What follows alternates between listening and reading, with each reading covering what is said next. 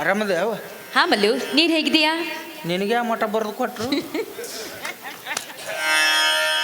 ಒಂದು ಕೇಸರಿ ಮೈ ಹಾಕಿ ಒಂದು ಬಿಳಿ ಮೈ ಹಾಕಿ ಒಂದು ತಿಳಿಯವಲ್ದು ನನಗೆ. ಹೋಗ್ಲಿ ಬಿಡು, ಅಪ್ಪರ ದಾರೆ ಭೇಟಿಗಿದ್ರು. ಕಾರ್ ಗಾಡಿ ಚಾವಿ ತೊಗೊಂಡು ಅರ್ಜೆಂಟಾಗಿ ಕೋಟಿ ಬಾರಪ್ಪ ಅಲ್ಲೇ ಇರ್ತಂತ ತಿಳಿದ್ರು. ಕಾರ್ ಗಾಡಿ ಚಾವಿನ ಇಟ್ಟಿರತ್ತ ಬಡಗ್ನ ತುಂಬ. ಹಾ ಮಲ್ಲು, ಯಜಮಾನ್ರು ನಿನಗೆ ಕಾರ್ ತಗೊಂಡು ಕೋರ್ಟಿನ ಕಡೆನೇ ಬರೋದಕ್ಕೆ ಹೇಳಿ. ಈ ಮಲ್ಲು ನೋಡಾಕ ಎಷ್ಟು ಚಂದ ಅದಾನ. ಮೂರನೇದಕ್ಕೆ ಹಂಗ ಹಿತ್ತಲ ಗಿಡದಾಗ ಹಣ್ಣಿಟ್ಕೊಂಡು ಕಾಡಿಗೆ ಹುಡುಕಾಕ್ ಹೊಂಟೀನಲ್ಲ, ನಾನೆಂತ ದಡ್ಡಿ ಅಂತೀನಿ. ಹೆಂಗೋ ಇವತ್ತು ಪೃಥ್ವಿರಾಜ್ ಬರೋ ಹಾಕಾಣೋದಿಲ್ಲ. ಇದೇ ಚಾನ್ಸನ್ನ ಈ ಮಲ್ಲು ಯಾಕೆ ಕೊಡಬಾರ್ದು? ಯವ್ವ ಮಲ್ಲು, ಇದು ನಿನ್ನ ಕಾಯಂ ಚಟನ ಐತನ? ಯಾವ್ದು ಮಲ್ಲು? ಒಬ್ಬೊಬ್ಬಕ್ಕೆ ಮಾತಾಡೋದು ಹಾಗೇನಿಲ್ವಲ್ಲ. ಹಂಗೇನಾರ ಇತ್ತಂದ್ರೆ ಹಳದಿ ಕಲರ್ ಗುಳಿ ಸಿಗ್ತಾವ ನೋಡಿ ಕಿರಾಣಿ ಅಂಗಡಿಯಾಗ. ₹1 ಕೊಟ್ಟೆ ಅಂದ್ರೆ 4 ಕೊಡ್ತಾರೆ. 2 ತೊಗೊಂಡು ಬಿಸಿನೀರ ಡಬ್ ಮಕ್ಕೊಂಬಿಡು ಅಂಟ್ರಿಸ್ ಕಡಾಕತ್ತೆ. ಅದ್ರ ಅವಶ್ಯಕತೆ ನಿನಗೆ ತಾನೇ ಇರೋದು. ಈಗೇನಿಲ್ಲವ, ತೊಡ ದಿವ್ಸದಿಂದ ಇತ್ತು. ಬರೀ ಬದ್ನಿಕಾಯಿ ತಿನ್ನಿಲ್ಲ, ಭಾಳ ಕೆಟ್ಟ ಬಾಯಿ ಉರಿದು ನಂದು ಉರಿದು. ಮುಂಜಾನೆ ಇಟ್ಟನೆ ಅಂದ್ರೆ ಹಂದಿ ತಿನ್ನಬೇಕಾದ್ರೆ ಅದ್ರದ್ದು ಉರಿದು. ಆದ್ರೆ ಏನು ಗುಳಿಗೆ ತೊಗೊಂಡು ಯಾವಾಗಿದ್ದ ಎಲ್ಲ ಸರಳ ಆಗ್ತದೆ ಕೆಲಸ.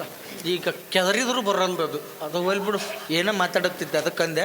ಚಾವಿ ತುಂಬ್ರವ್ವ, ಅಪ್ಪರ್ ಬೇಯ್ತಾರೆ, ಪಟ್ನ ಹೋಗ್ಬೇಕು. ನಾನು ಚಾವಿ ಒಳಗಿದೆ, ಹೋಗಿ ತಗೋ.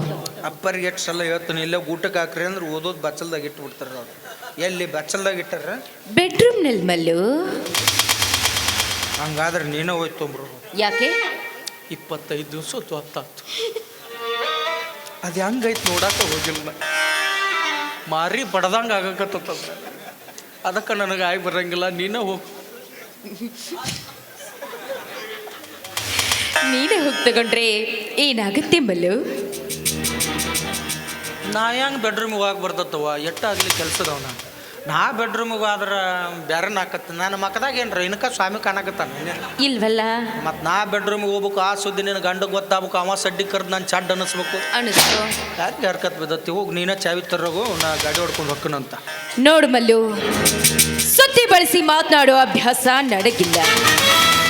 ಈ ಮನಸ್ಸು ಮಾಡಿದ್ರ ಹರಿಯದ ಯವ್ವನ ತುಂಬಿದ ಈ ದೇಹ ನಿಂದಕ್ಕತ್ತಿ. ನೀ ಹೂ ಅಂದ್ರ ಸಾಕು, ಬೆಡ್ರೂಮ್ ಹಾಕಿರೋ ನನ್ನ ಮಂಚದ ಮ್ಯಾಗ ಸುಖದ ಸುಪ್ಪತ್ಗೆ ತೋರಿಸ್ತೀನಿ. ನಿನ್ನ ಅರಸನಂಗ ಇಟ್ಕೋತೀನಿ. ಕೆಲವೊಂದಿಷ್ಟು ಮನ್ಯಾಗ ಶ್ರೀಮಂತರ ಮನ್ಯಾಗ ಹೆಣ್ಮಕ್ಳು ಹಿಂಗೆ ಇರ್ತೀರಿ. ಹೆಂಗ್ ಮಲ್ಲು? ಮನ್ಯಾಗ ಗಂಡ ಇರಕ್ಲೆ ಮತ್ತು ಕಾರ್ ಓಡಿಸೋನ್ ಲವ್ ಮನ್ಯಾಗ ತೋಟದಾಗ ಕೆಲಸ ಮಾಡೋನ್ ಲವ್ ಮಾಡೀನಿ. ಲಾಸ್ಟಿಗೆ ಏನಾರ ಗಂಡಗೆ ಗೊತ್ತಾತಂದ್ರೆ ತಪ್ಪೆಲ್ಲ ನಮ್ಮ ಮತ್ತೆ ಬಡ್ರ ಮೇಲಾಕಿ ದರ್ಗಾ ಜೈಲ ಬುರ್ಗ ತೆಗೆ ಹಚ್ಚಿಬಿಡೋದು. ಇಲ್ಲ ಸಣ್ಣ ಕಚ್ಚ ಕಡಿಸಿ ಎಲ್ಲರ ಕಬ್ಬಿನ ಹೊಲ್ದಾಗ ಮುಚ್ಚಿಬಿಡೋದು. ಚಲೋ ಮಾಡ್ತೀರವ. ಒಬ್ಬ ಗಂಡು ಮುತ್ತೈದೆ ಮುಂದೆ ಮಾತಾಡೋ ಮಾತಾಯು. ಒಳ್ಳೆಯವ್ರು ಒಳ್ಳೆ ಜನ ಕೆಲ್ಸಕ್ಕೆ ಸೇರಿದ್ದೆ. ಹಿಂಗದೆ ಅಂತ ಗೊತ್ತಿರಲಿಲ್ಲ ನನಗೆ. ಈ ಕೆಲ್ಸಕ್ಕೆ ಬೇರೆ ಯಾರ ಸಿಗ್ತಾರ? 1 ಅಲ್ಲ 2 ಅಲ್ಲ 10 ಸಾಂಗ್ಲಿ ಮಿರಾಜ್ ನನಗೆ ಗೊತ್ತವ. ಬರ್ತೀನಿ ಮಲ್ಲು. ಈಗಾಗಲೇ ನೀನು ಹೊತ್ತದಲ್ಲಿ ಕೈ ಇಟ್ಟಿದ್ದೀಯ. ಸುಮ್ಮನೆ ಈ ವಿಷ ಸರ್ಪಿಣಿಯ ಕೈಯಿಂದ ಕಚ್ಚಿಸ್ಕೊಂಡು ಸತ್ತು ಹೋಗಬೇಡ. ಬದುಕಬೇಕು ಅನ್ನೋ ಆಸೆ ನಿನಗಿದ್ರ ಒಂದೇ ಒಂದು ಸಾರಿ ನನ್ನ ಮನಸ್ಸಿನ ಆಸೆಯನ್ನ ಈಡೇರಿಸಿ. ನಿನಗೆ ಎಷ್ಟು ದುಡ್ಡು ಬೇಕೋ ಕೇಳು, ನಾ ಬಿಸಾಕ್ತೀನಿ. ಆದ್ರೆ ನನ್ನ ಮನಸ್ಸಿನ ಕಾಮಾಜ್ಞೆಯನ್ನ ನಂದಿಸದೆ ಹಾಗೆ ಹೋಗ್ಬೇಡ. ಎಳ್ಳೆ ರಾಟದ ಕೆತ್ತಣಿಕಿಟ್ಕೊಂಡಿ ಅದನ್ನು ಹಂಗ ನೆಗೆ ಹೋಗುತ್ತಿ, ನಾನು ಹಂಗ ಚಾಕಾಡ್ತಿ. ನಾವ ಜಿಮ್ಮಿಗೆ ಹೋಗಿ ಏನಿ ಎಲ್ಲ ಕೊಳ್ಳಾಗ ಸಿಲಿಂಗದಂತ ಹಗ್ಗದ್ಲೆ ಬೇಕಾದಂಗೆ ತಾಳಿ ಮಾಡಿಸಿ ಕಟ್ಟ್ಯಾರ. ಕಾಮ್ಗ ಬಾಳೆ ಮಾಡ್ಕೊಂಡು ತಿನ್ನಕ್ಕೆ ಏನು ಅಳಗಲ್ಲ ನಿನಗೆ. ಇನ್ನು ಸಣ್ಣ ದಾರದ್ಲಿ ಆದ್ರೆ ಪಾಟ್ನ ಕತ್ಗರಿಸಿ ಅಂತೇಳಿ ಇಟ್ಟಿಟ್ಟು ದಮ್ಮ ಅಂತ ಕಟ್ಟ್ಯಾರ. ನೋಡು ಮನೆಯಾಗ ಯಾರು ಅಡ್ಡಾಡ್ತಾರ, ಅದ್ರ ಬಗ್ಗೆ ವಿಚಾರ ಮಾಡೋಲ್ಲ ನೀನು. ಇಂಥದ್ದು ವಿಚಾರ ಮಾಡ್ತಿ. ಏನತ್ ಮಾತಾಡಕ್ತಿ? ರೊಕ್ಕ ಕೊಡ್ತಿ? ರೊಕ್ಕ ಕೊಡ್ತಾವಂತ. ರೊಕ್ಕ ಕೊಡ್ತಾವಂತ. ಆ ರೊಕ್ಕ ನಾಯಿ ಮುಂದೆ ಹೋದ್ರೆ ನಾಯಿ ತಿನ್ನಂಗಿಲ್ಲ. ನಾ ರೊಕ್ಕ ತೊಗೊಂಡು ನಾಯಿ ಮಾಡಲಿ ನೋಡು. ನಾ ಬಡವನೇ ಇರ್ಬೋದು, ಒಪ್ಪತ್ತ ಊಟ ಮಾಡ್ತಿರ್ಬೋದು. ನಂಬಿ ಕೆಲಸ ಕೊಟ್ಟವಂತು ತನ್ನ ಕೊಟ್ಟಾರ ಅಂದ್ರೆ ಉಂಡು ಮನಿ ಜಂತಿ ಅನ್ಸೋ ನಾಲ್ಕು ಮಗ ನಾಡಲ್ಲ. ಇಂಥದಕ್ಕೆ ಯಾವತ್ತು ನಾ ಆಸ್ಪತ್ರೆ ಕೊಡಲ್ಲ. 1 ಅಲ್ಲ 2 ಅಲ್ಲ 10 ಸಾಂಗ್ಲಿ ಮಿರಾಜ್ ನನಗೆ ಗೊತ್ತವ. ನನ್ನ ಮಾತನ್ನ ನಿರಾಕರಿಸಿ ಹೋದತಿ ಆದ್ರೆ ನೀನು ಈ ಮನೆ ಹಾಸ್ಟೆಲ್ ಸಹಿತ ದಾಟೋದಿಲ್ಲ. ಬಾಗಿಲ್ಗೆ ಏನಾರು ಕರೆಂಟ್ ಹಚ್ಚು ನಾವು. ಹಂಗಾದ್ರೆ ನಾ ಬೆಳಕಿಂಡೆ ಹೋಗ್ತೀನಿ. ಅಲ್ಲಿ ಹಚ್ಚು ನಾವು. ಬಚ್ಚಲ್ ಪೈಪ್ನಾಗ ಹೋಗ್ತೀನಿ. ಅಲ್ಲೇ ಹಚ್ಚು ನಾವು. ನಾ ಹಂಗಾರ ಅಲ್ಲಿ ಹೋಗ್ಕನ್ನ. ನಾ ಅಲ್ಲೇ ಹಚ್ಚೇನಿ. ಅಲ್ಲಿ ಹಚ್ಚಿಲ್ನಿ. ಅಲ್ಲೇ ಹಚ್ಚೇನಿ. ಅಲ್ಲೇ ಬಂದನೀಗ. ಚಟ್ನ ನನ್ನ ಜೋಡಿ ಗುದ್ದಾಡ್ತಿ 3ನೇ ತಯಾರಾಗೈತೆ ನಂದು ಹುಚ್ಚಿ. ನಾಳೆ ಯಾವ್ದದು ಹುಲಿಗ್ಯಾಮ ದೇವಿ ದರ್ಶನ ನೋಡವ ಯಾವ ನಾನು ಮೊದಲ ಅಂಥ ಸೇರವಲ್ಲ. ನಾವು ಮೊದಲ ಜಾತ್ರೆ ಎಲ್ಲ ಕೌದಿ ಎಲ್ಲ ನೀರು ಹಾಕಿರ್ತೀವಿ. ಈಗ ಇಂಥದ್ದೆಲ್ಲ ಮಾಡೋಕೆ ಹೋಗಂಗಿಲ್ಲ. ಯಾಕಂದ್ರೆ ಕೌದಿ ಹೋಗಿಬೇಕಾದ್ರೆ ಕಣ್ಣ ನೀರು ನಮಗೆ ಬಂದಿರ್ತಾವೆ, ನಿಮಗೆ ಬಂದಿರಂಗಿಲ್ಲ. ನೀವೇನು ಮ್ಯಾತ್ತಾನು ಚಾದರ ಅಟ್ಟು ಹೋಗೋದು ಒಣಾಕಿರ್ತೀರಿ. ಇಂಥದ್ದೆಲ್ಲಕ್ಕೆ ಯಾರನ್ನಾರು ಕರಿ, ಆದ್ರೆ ನಾ ಇಂಥ ಕೆಲಸ ಮಾಡವಲ್ಲವ. ಕೈ ಮುಗಿತು ನಾನು ಇಲ್ಲಿಗೆ ಬಿಟ್ಟು ಬಿಡು. ಮಲ್ಲು, ನನ್ನ ಕಾಮದಾಹವನ್ನ ಈಡೇರಿಸಲಿಲ್ಲ ಅನ್ನೋ ಒಂದೇ ಕಾರಣದಿಂದ ನನ್ನ ಮಾವನನ್ನ ಈ ಮನೆಯಿಂದಾನೇ ಹೊರ ಹಾಕದೆ ಎಲ್ಲಿ ನನ್ನ ಕಾಮಾಜ್ಞೆಯನ್ನ ಈಡೇರಿಸಿಕೊಳ್ಳಲು ನನ್ನ ಅತ್ತೆ ಅಡ್ಡಿ ಆಗ್ತಾಳೋ ಅಂತ ತಿಳಿದು ಅವಳ ಮೇಲೆ ಇಲ್ಲ ಸಲ್ಲದ ಆಪಾದನೆಯನ್ನ ಕೊಟ್ಟು ಭಿಕ್ಷೆ ಬೇಡಲು ರೋಡಿಗಟ್ಟು ಇಷ್ಟೆಲ್ಲ ಮಾಡಿದವಳು ನಾಡು. ಇನ್ನು ನಿನ್ನಂಥವನು ನನಗೆ ಯಾವ ಲೆಕ್ಕ? ನೋಡು ಮಲ್ಲು, ನನ್ನ ಮಾತನ್ನ ಕೇಳದೆ ಹೋದ್ರೆ ಚೀರಾಡಿ ಜನ ಕೂಡಿಸ್ತೀನಿ. ನನ್ನ ಹಿಡ್ಕೊಳಕ್ ಬಂದಿದ್ದ ಅಂತ ಕತೆ ಕಟ್ತೀನಿ. ನಾ DNA ಟೆಸ್ಟ್ ಮಾಡಿಸ್ತೀನಿ.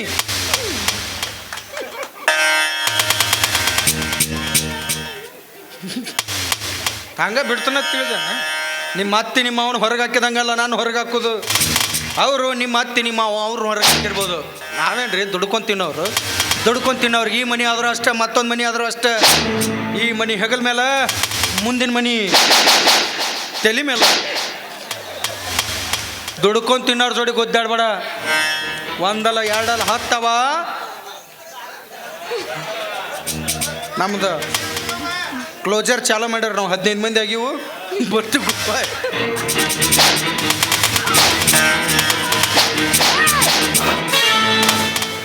ಯವ್ವ ಕೊನೆ ಸಲ ಹೇಳಕತ್ತನ. ನಮ್ಮಪ್ಪ ಒಂದು ಮಾತು ಹೇಳೋಣ. ಏನತ್ತ? ಗಂಡು ಸತ್ತ ಉಡ್ಸಿನಿ ಅಂದಮೇಲೆ ದುಡ್ದು ಬೆಮರು ಸುರಿಸು, ಇನ್ನೊಬ್ರು ಹೆಂಡ್ರ ನೋಡಿ ಜೊಲ್ಲು ಸುರಿಸ್ಬೇಡ ಅಂತ ಹೇಳೋಣ. ನೋಡು, 3ನೇದು ಬಿಟ್ಟು 4 ಆಗಲಿ, ಆದರೆ ಇಂಥ ಕೆಲಸ ಮಾಡೋ ನಾನಲ್ಲ. ಆಯಲ್ಲಿ ಇಡೀ ದಿನ ಪೇಪರ್ನಾಗ ಟಿವ್ಯಾಗ ಬರಕ್ಕೆ ಹೋಗಿ ಅಂಥ ಕಟ್ಟಡ ಕೆಲಸ ಮಾಡಂಗಿಲ್ಲ. ಬರ್ತೀನಿ. ಗುಡ್ ಬಾಯ್.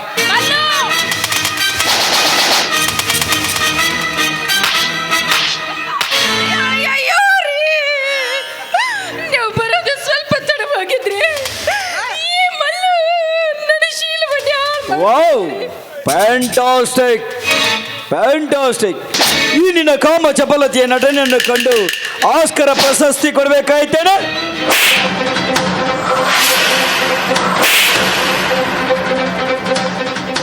ಏನ್ ಬೇಕಾಯ್ತು ಏನ್ ಬೇಕಾಯ್ತು? ನನಗೆ ಯಾಕೆ ಮೋಸ ಮಾಡಿದ ಹೇಳು. ಅದು ಅದು ಹಣದ ಮೇಲಿದ್ದ ವ್ಯಾಮೋಹದಿಂದ ಇಲ್ಲಿಯವರೆಗೂ ನನ್ನ ತಾಯಿ ಹೇಳಿದ ಹಾಗೆ ಕೇಳ್ತಾನೆ ಬಂದೆ. ನನಗೆ ದುಡ್ಡಿರೋರು ಬೇಕಾಗಿತ್ತು, ಹುಡುಕ್ತಿದ್ದೆ. ಅಷ್ಟರಲ್ಲಿ ನಿಮ್ಮ ಪರಿಚಯವಾಯಿತು. ಎಲ್ಲಿ ನಿಮ್ಮ ಹತ್ರ ಇರೋ ಸಿರಿ ಸಂಪತ್ತನ್ನು ದೋಚ್ಕೊಂಡು ಹೋಗೋದಕ್ಕೆ ನನ್ನ ಅತ್ತೆ ಮಾವ ಅಡ್ಡಿ ಹಾಕ್ತಾರೋ ಅಂತ ತಿಳಿದು ಅವರ ಮೇಲೆ ಇಲ್ಲ ಸಲ್ಲದ ಆಪಾದನೆಯನ್ನು ಕೊಟ್ಟು ಈ ಮನೆಯಿಂದಾನೇ ಹೊರ ಹಾಕಿದೆ. ಎಷ್ಟಕ್ಕೆಲ್ಲ ನಾನೇ ಕಾರಣ. ದಯವಿಟ್ಟು ದಯವಿಟ್ಟು ನನ್ನ ತಪ್ಪನ್ನು ಕ್ಷಮಿಸ್ಬಿಡಿ. ಕ್ಷಮೆ ಕ್ಷಮೆ ಅನ್ನುವ ಶಬ್ದ ನಿನ್ನ ಬಾಯಿಂದ ಬರಕೂಡದು. ಹೆಣ್ಣಿನ ಮಾತು ಕೇಳಬಾರ್ದು, ನೆರಳಿನ ಬೆನ್ನು ಹತ್ತಬಾರ್ದು ಅಂತ ಈ ಹೆಣ್ಣು ಎಂಬ ಮಾಯೆಯ ಬೆನ್ನು ಹತ್ತಿ ನನ್ನ ಮುತ್ತಿನಂಥ ರತ್ನಗಳನ್ನೇ ಕಳೆದುಕೊಂಡ ಪಾಪಿ ನಾನು. ಈ ಮನಸ್ಸನ್ನೇ ಕಲ್ಲು ಮಾಡಿ ಈ ಕೈಗಳಿಂದ ನನ್ನ ತಂದೆ ತಾನೆ ಹೊರಗೆ ಹಾಕಿದೆಯಲ್ಲ, ಲಜ್ಜೆಗೆಟ್ಟ ಹೆಣ್ಣು ನೀನು. ಇಷ್ಟೆಲ್ಲ ಮಾಡಿದೆ ಇದಕ್ಕಾಗಿ, ನನ್ನಲ್ಲಿರುವ ದುಡ್ಡಿಗಾಗಿ. ದುಡ್ಡಿಗೋಸ್ಕರ ವೇಸಿಯು ಕೂಡ ರಸ್ತೆ ಇಳಿದು ಬಂದು ನಿತ್ರೆ ಬೇಕಾದಷ್ಟು ದುಡ್ಡು ಗಳಿಸ್ತಾಳೆ. ಅವಳಿಗೂ ನಿನಗೂ ಏನು ವ್ಯತ್ಯಾಸ? ಗರತಿ ಎಂಬ ಪಟ್ಟಕ್ಕೂ ವೇಸಿ ಎಂಬ ಪಟ್ಟಕ್ಕೂ ಅಜಗಜಾಂತರ ವ್ಯತ್ಯಾಸವಿದೆ. ಏನಂದೆ? ನಾನು ನಿನ್ನ ಪಾಲಿಗೆ ಹೆಸರಿಗೆ ಮಾತ್ರ ಗಂಡನ.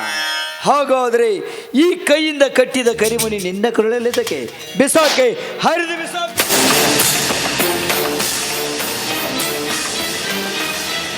ತಾಳಿ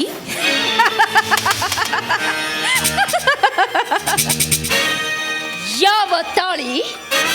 ಎಲ್ಲಿದೆ ನಿನ್ನ ತಾಳಿ? ನಿನಗೆ ನನ್ನ ಅಂಗ ಸುಖ ಬೇಕಾಗಿತ್ತು. ಅದಕ್ಕೆ ನನ್ನನ್ನು ರಿಜಿಸ್ಟರ್ ಆಫೀಸ್ಗೆ ಕರ್ಕೊಂಡು ಹೋದೆ.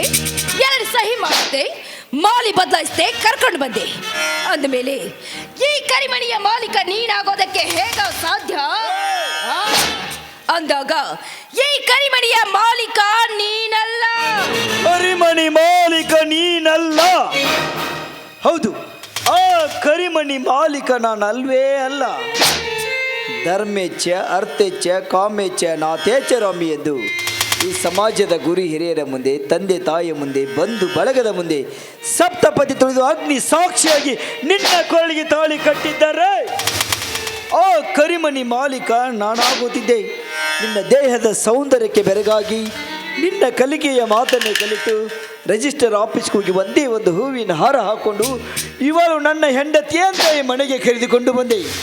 ಮಹೇಂದ್ರನ ಹೆಂಡತಿ ಅಂತ ಈ ಸಮಾಜಕ್ಕೆ ಗೊತ್ತಿಲ್ಲ ಅಂದಾಗ ಆ ಕರಿಮಣಿ ಮಾಲೀಕ ನಾನಾಗಲು ಸಾಧ್ಯವೇ? ನನಗೆ ಇವಾಗ ಅರ್ಥವಾಯಿತು. ಪ್ರೀತಿ ಪ್ರೇಮ ಅಂತ ಬಿಟ್ಟು ತಂದೆ ತಾಯಿ ಬಂಧು ಬಳಗ ಗುರು ಹಿರಿಯರು ನಿಶ್ಚಯ ಮಾಡಿದ ಕನ್ಯನ ನಾನು ಮದುವೆ ಮಾಡಿಕೊಂಡಿದ್ರೆ ಈ ನನ್ನ ಮನೆ ಬಂಗಾರವಾಗಿರ್ತಿತ್ತು. ಹೆಣ್ಣಿನ ಮನಸ್ಸು ಹೂವಿನಂತೆ ಇರಬೇಕು ವಿನಃ ವಿಷ ತುಂಬಿದ ಹೂವಿನಂತೆ ಇರಬಾರ್ದು. ನನಗೆ ನೀನು ಮೋಸ ಮಾಡಿದೆಯಲ್ಲ, ನಾನು ನಿನ್ನ ಸುಮ್ಮನೆ ಬಿಡ್ದೆ ಅನ್ಕೊಂಡ ಬಿಡೋಕೆ ಸಾಧ್ಯನೇ ಇಲ್ಲ. ತಂದೆ ತಾಯಿ ನಾನು ಹುಡುಕ್ತೀನಿ. ಆಯ್ತ್ರಿಪ್ಪ, ನಾನು ಕ್ಷಮೆ ಕೇಳಿಸ್ತೀನಿ. ಮೊದ್ಲ ಕೆಲಸ ಅನಂತರ ಹೇಳ ಕಥೆಯನ್ನು ನಾನೇ ಮುಗಿಸ್ತೀನಿ. ಅಷ್ಟ ಮಾಡಿ. ನಾನು ಬರೋರಿಗೆ ಮನೆ ಕಡೆ ಜೋಪಾನ. ಮನೆ ಬಗ್ಗೆ ಆಯ್ತು.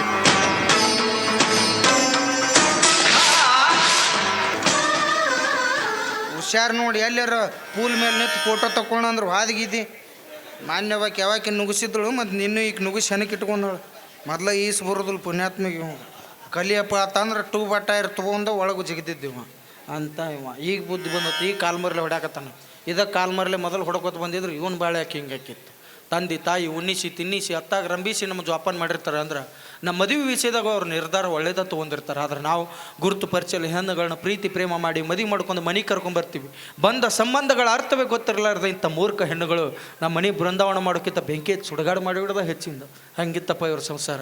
35 ವರ್ಷಗಳ ಕಾಲ ದೇಶ ಸೇವೆ ಮಾಡಿ ನಿವೃತ್ತಿ ಹೊಂದಿ ಸುಖ ಸಂಸಾರದೊಂದಿಗೆ ನೆಮ್ಮದಿಯಾಗಿ ಇರ್ಬೇಕಂತ ಬಂದ ಸೈನಿಕನ ಕತೆ ಎಲ್ಲಿ ಹೆಚ್ಚಿದೆ ಭಗವಂತ. ದೇವ್ರೆ, ನೀನು ಇದ್ದದ್ದ ನಿಜವಾಗಿದ್ರ ಈ ಭೂಮಿ ಮೇಲೆ ಇಬ್ಬರಿಗೆ ನೋಡಿ ಕಷ್ಟ ಕೊಡು. ಒಬ್ಬ ಇಡೀ ದೇಶಕ್ಕೆ ಅನ್ನ ಹಾಕುವ ರೈತ ಆದ್ರೆ, ಇನ್ನೊಬ್ಬ ಇಡೀ ದೇಶವನ್ನೇ ಕಣ್ರೆಪ್ಪೆಯಲ್ಲಿ ಕಾಪಾಡುವಂಥ ವೀರ ಸೈನಿಕ. ಇವರಿಬ್ಬರ ಜೀವನದಲ್ಲಿ ಯಾವತ್ತೂ ಈ ಥರ ಕೆಟ್ಟ ಘಟನೆ ನಡಿಬಾರ್ದು ಅಂತ ನಿನ್ನಲ್ಲಿ ಕೈ ಮುಗಿದು ಕೇಳ್ಕೊತೀನಿ ತಂದೆ, ಕೈ ಮುಗಿದು ಕೇಳ್ಕೊತೀನಿ. ಅವರ ತಪ್ಪಿನ ಅರಿವು ಅವರಿಗಾಗಿ ಅವರ ತಂದೆ ತಾಯಿನ ಹುಡ್ಕೊಂಡು ಹೋಗ್ಯಾರ. ಆದಷ್ಟು ಬೇಗ ಅವ್ರ ತಂದೆ ತಾಯಿಗಳು ಸಿಕ್ಕು ಅವ್ರ ಸಂಸಾರ ಒಂದಾದ್ರೆ ಅಷ್ಟೇ ಸಾಕು. ಎಲ್ಲಿಗಸ್ತಾನೆ ನೋಡೋಣ ಭಗವಂತ.